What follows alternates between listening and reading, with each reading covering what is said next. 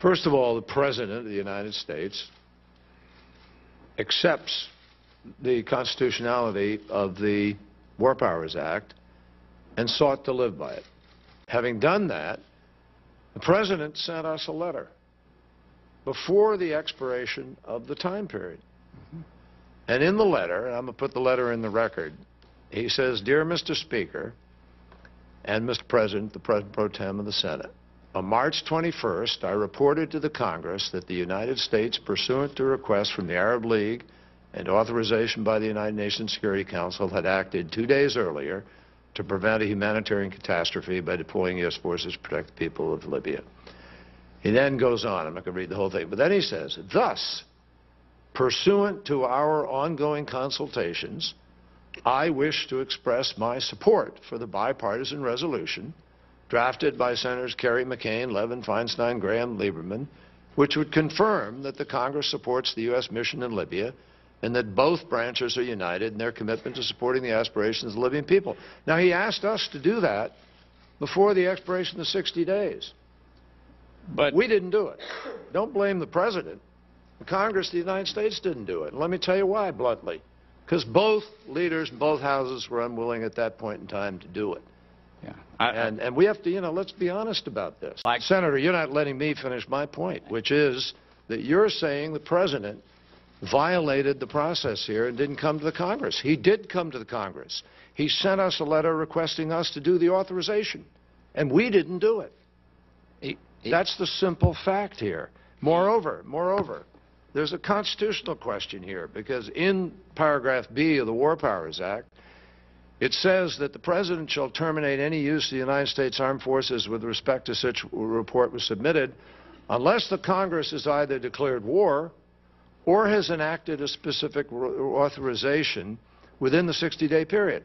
So if Congress doesn't act, Congress can, in effect, by its lack of action, challenge the constitutional right of the President to do something. That's, in effect, a constitutional standoff. And any senator could have gone to the floor of the United States Senate with a resolution during those 60 days. No senator chose to do so.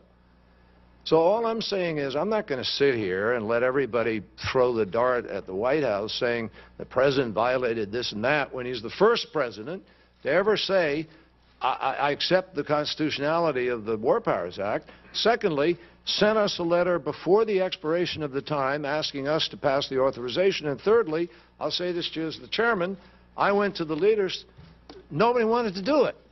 So keep that in mind if you think Kerry and Obama can be trusted about war. And as Glenn Greenwald points out, recall how in one of the most overlooked bad acts of the Obama administration, the House of Representatives actually voted overwhelmingly against authorizing the U.S. war in Libya.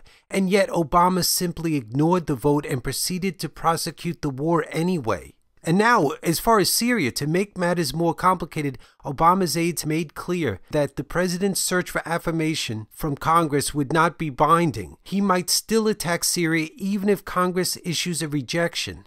President Obama has made it crystal clear that even if Congress votes against authorization, he intends on attacking Syria anyway. The only way to protect ourselves is to impeach him now.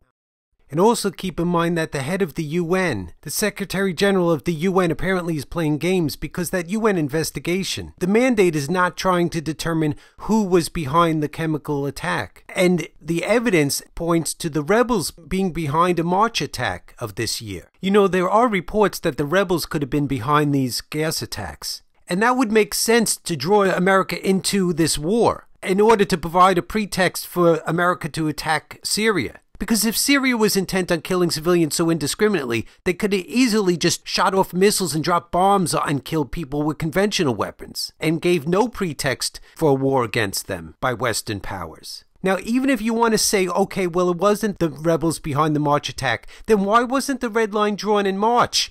What the hell is going on here? Please share these videos with everyone you can by using the YouTube tools below. And I'll have a new video coming up soon. I just wanted to make that point where Kerry's brazen dishonesty about the Libya war and the War Powers resolution. And that it's crazy to trust Obama because he insisted Libya wasn't even hostilities. We must reach more people to stop this war agenda. Here's a link to the Representative Press PayPal account. All donations go to advertise these videos, to give them a boost.